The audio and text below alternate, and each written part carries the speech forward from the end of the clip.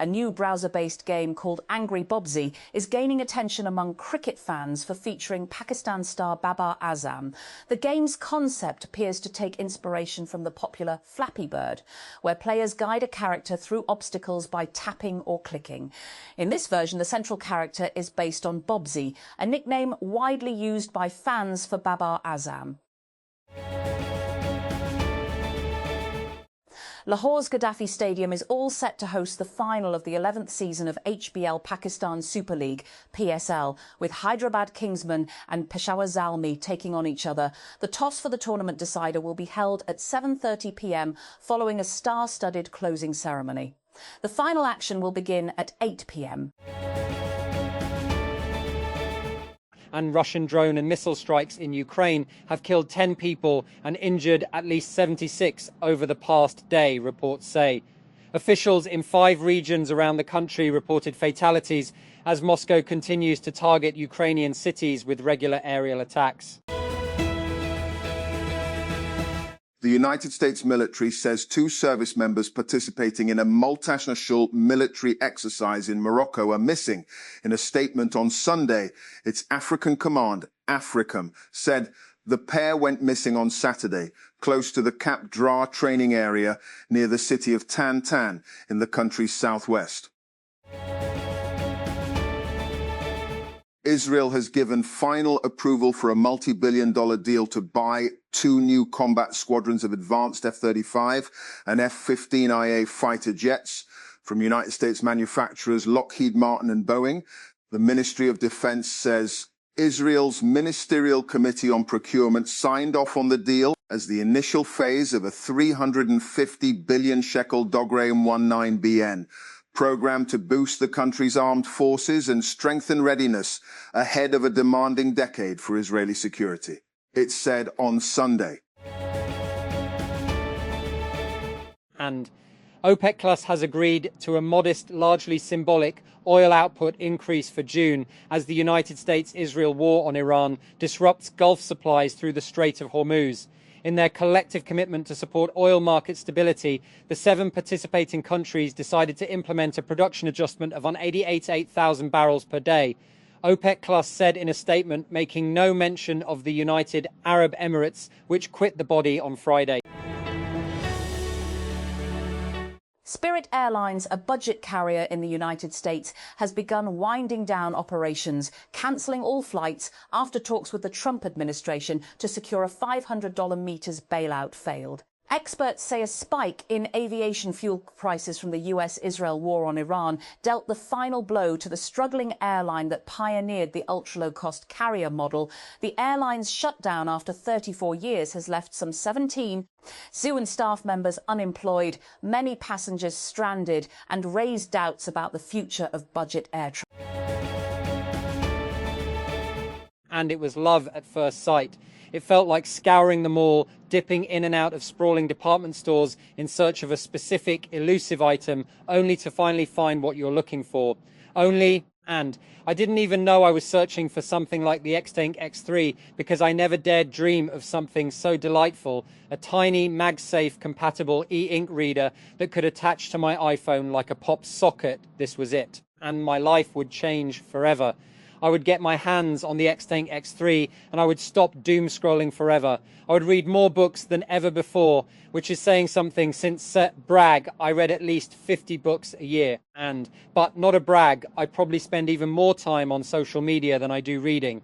I know that I feel generally less anxious when I limit my social media time, but alas, the siren song of TikTok beckons me. And what if instead of opening social media, I could just flip my phone over and read on a tiny Kindle-like e-ink screen? Could this $80 gadget fix me?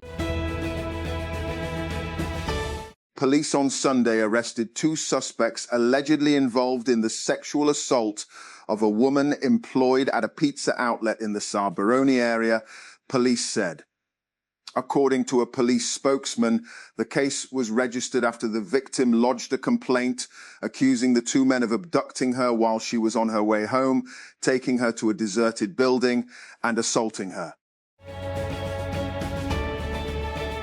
And Iran is replacing a big chunk of its trade logistics from the United Arab Emirates with Pakistan's ports and highway network following new transit arrangements between Islamabad and Tehran.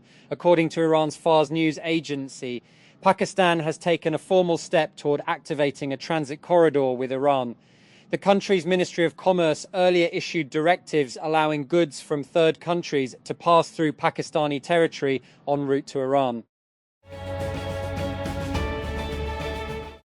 The Higher Education Department, HED Punjab, on Sunday decided to improve the quality of higher education across the province through the establishment of colleges of eminence in every tehsil. According to officials, the initiative aims to align the education system with modern requirements and provide students with better academic facilities and improved learning opportunities.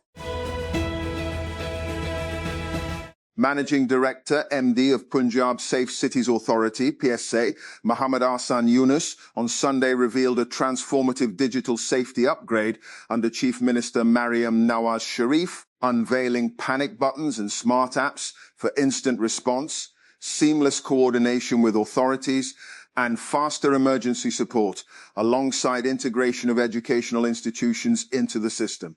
Talking to a local news channel, he said the Punjab Safe Cities Authority, PSCA, has highlighted its multilingual key features to ensure that citizens from all backgrounds can easily access and understand the system.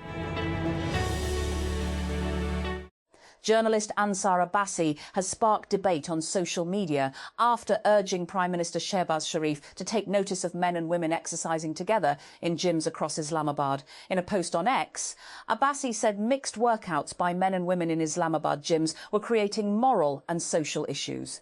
He asked the authorities to immediately set separate timings for women and men and ensure strict implementation. OPEC Plus agreed on Sunday on a modest oil output hike for June, an increase that will remain largely on paper as long as the US-Israeli war on Iran continues to disrupt Gulf oil supplies through the Strait of Hormuz. 7 OPEC Plus countries will raise oil output targets by 188,000 barrels per day in June, the third consecutive monthly increase, OPEC Plus said in a statement after an online meeting. The increase is the same as that agreed for May minus the share of the United Arab Emirates, UAE, which left the group on May 1. Prime Minister Shehbaz Sharif called on PMLN's Supremo Nawaz Sharif at their Jati Umrah residence in Lahore on Sunday. A statement issued by the PM's office, PMO, said, adding that the Middle East conflict and the political situation in the country were discussed during the meeting. Punjab Chief Minister Maryam Nawaz was also present on the occasion. Iran has offered a new 14-point proposal to the United States in the latest diplomatic step to reach a permanent end to the war, which has exposed the limits of US military dominance and shaken the global economy. Responding to the new proposal on Saturday, US President Donald Trump said he is studying it but is not sure he can make a deal with Iran, a day after he voiced frustration with a previous offer from Tehran through the mediator Pakistan. With the odds stacked heavily against him, Golden Tempo stormed to an improbable victory at the Kentucky Derby at Churchill Downs, making trainer Cherie DeVoe the first woman to saddle the winner of the most famous horse race in the United States. Sent off at the odds of 24-1 in the race on Saturday, Golden Tempo broke slowly under jockey Jose Ortiz and trailed the 18-horse field before threading through traffic and unleashing a late charge from the outside to claim the run for the roses by a neck on a brisk day in Louisville, Kentucky. 2 activists from a Gaza-bound humanitarian aid flotilla who were detained and abducted by Israeli authorities have appeared in court in Israel. An Israeli rights group representing them says Saif Abu Keshek from Spain and Brazilian Thiago Avila attended court proceedings in Ashkelon on Sunday. Miriam Azem, the international advocacy coordinator at Adala, told Al Jazeera. And 2 women thought to be from Sudan have died while trying to cross from northern France to the United Kingdom in a small boat, French officials say. The women, believed to be in their 20s, were on board a boat carrying 82 people, Christoph Marx, a regional government official, told reporters on Sunday.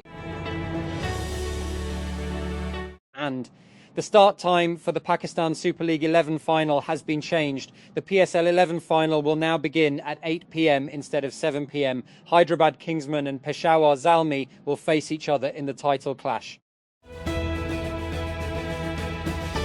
And with World Cup 2026 tickets still on sale just weeks before the June 11 kickoff, prices now range from around $380 for the cheapest group stage seats to an eye-watering $2.3 million for final tickets on several resale platforms. The most expensive official group stage ticket currently available is for the United States opening match against Los Angeles, priced at up to $4,105, according to the Associated Press, AP.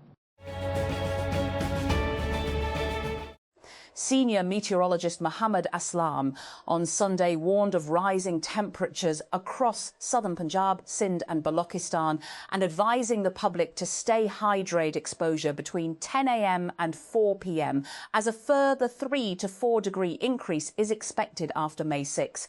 While speaking to a local media outlet, the expert said that with rising increase in patients, hospitals are witnessing an increase in patients suffering from heat-related illnesses. Sindh Senior Minister Sharjeel Enam Memon on Sunday acknowledged that the Bus Rapid Transit (BRT) Red Line had proven to be a very tough project for the provincial government, but asserted that there had been no delay on its end. Speaking to reporters in Karachi, Memon said the Sindh government had to make some difficult decisions on the BRT Red Line after all other options were exhausted. And Nigeria has summoned South Africa's acting High Commissioner over a spate of recent attacks on foreigners in the southern African nation. Nigeria will formally convey its profound concern at a meeting on Monday over incidents in South Africa, saying they could affect existing relations between the countries, according to a foreign ministry statement. The Strait of Hormuz, a narrow waterway once carrying roughly a fifth of the world's oil and gas, remains effectively closed after the United States and Iran imposed competing blockades. Naval blockades are one of the oldest weapons in warfare, requiring no ground troops or invasion, just the ability to cut off what an enemy needs to survive. These blockades have reshaped economies, societies and alliances across generations, sometimes with instant shockwaves, sometimes with effects only seen later. And Punjab has decided to introduce satellite internet service as part of its plan to accelerate digital connectivity across the province. PMLN leader and Punjab Chief Minister's senior advisor Senator Anush Raman announced the decision while speaking at a leadership summit at a private university in Lahore. The Federal Constitutional Court has struck down a notification that granted lifetime additional perks to former Balochistan chief secretaries and their widows. The court also dismissed an appeal filed by the Balochistan chief secretary against an earlier ruling of the Balochistan High Court. And Karachi is facing intense hot and humid weather as the temperature reached 40 degrees Celsius, while the feels-like temperature climbed to 46 degrees Celsius, according to the Pakistan Meteorological Department. Officials said high humidity has made the weather feel much hotter than the actual temperature. As a result, residents are facing increased discomfort across the city. The Korean Embassy's 2026 K-Wave Festa at Serena Hotel Islamabad drew heavy public attention after social media users reported overcrowding and mismanagement at the venue. The Embassy of the Republic of Korea had scheduled the cultural event for May 2 at the SBC lawn of the Serena Hotel. The event was planned from 3 p.m. to 8 p.m. and was open to the public free of charge. and. The Pakistan Customs Anti-Smuggling Organisation, AS, has foiled 2 major smuggling attempts in South Punjab, seizing illegal goods worth more than Rs. 204.9 million during intelligence-based operations. According to officials, the first operation was carried out at Sawa Shahid Chowk in Muzaffargarh, where customs authorities intercepted a Bedford truck travelling toward Hyderabad.